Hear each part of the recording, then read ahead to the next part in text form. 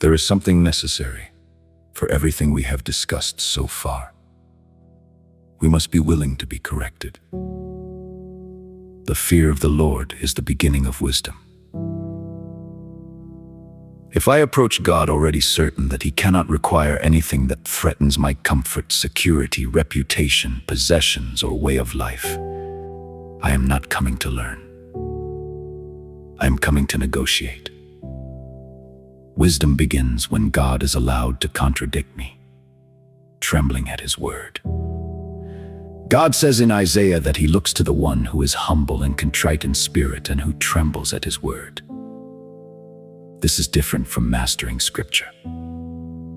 We can study context, build theological systems, and compare interpretations, and still refuse to tremble. Context matters. Careful interpretation matters. But there is a difference between seeking understanding and searching for an interpretation that allows us to remain unchanged. Sometimes we qualify a command until nothing is left to obey. Jesus says something that threatens us. Immediately we begin reasoning. Surely He does not mean that. That was only for them. That would be irresponsible. We need balance. God knows my heart. Sometimes qualifications may be correct, but we should be concerned by how easily we can make the words of Jesus harmless. Do we fear God enough to let Him mean what He says? Fear and trembling. Paul tells believers to work out their salvation with fear and trembling. Then he tells us why. For it is God who works in you.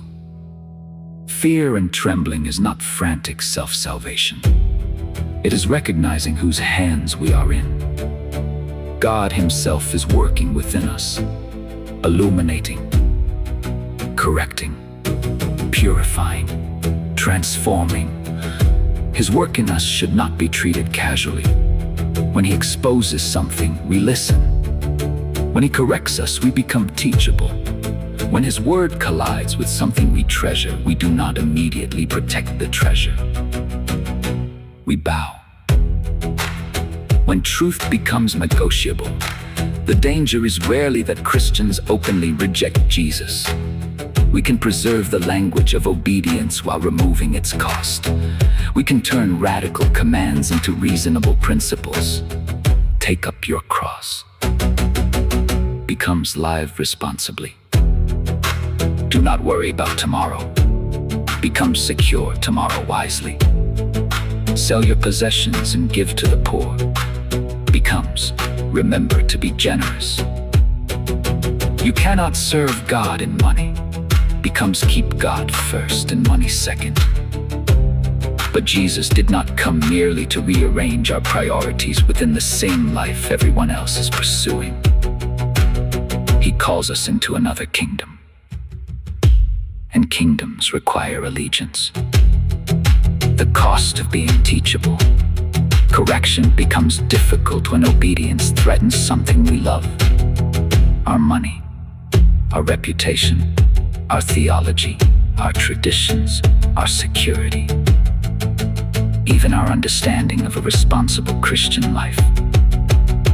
At that point, the question is no longer merely, what does this passage mean? Am I willing for it to mean something that costs me? This is where the fear of God protects us. God does not need our permission to be right. He is God. We are not. Spiritual dryness. We sometimes wonder why Christianity feels lifeless, why prayer becomes empty, why scripture becomes information, why worship becomes activity. Sometimes God has not stopped speaking. Sometimes we stop listening where He last contradicted us. Not every season of spiritual dryness is caused by disobedience. Scripture contains faithful people who experience darkness and apparent absence. But we cannot knowingly resist God's correction and expect uninterrupted communion. A heart that will not be corrected eventually becomes hard.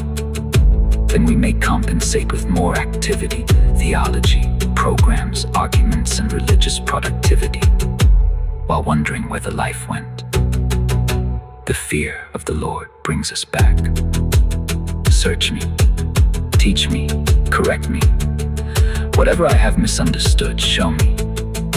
Whatever I am protecting, expose it. Whatever obedience costs, give me grace to obey. Before we ask what Jesus means when he tells us to seek first the kingdom, before we ask what he means about money, possessions, family, security, or tomorrow, we need to decide whether we are willing to hear his answer. Do we tremble at his word?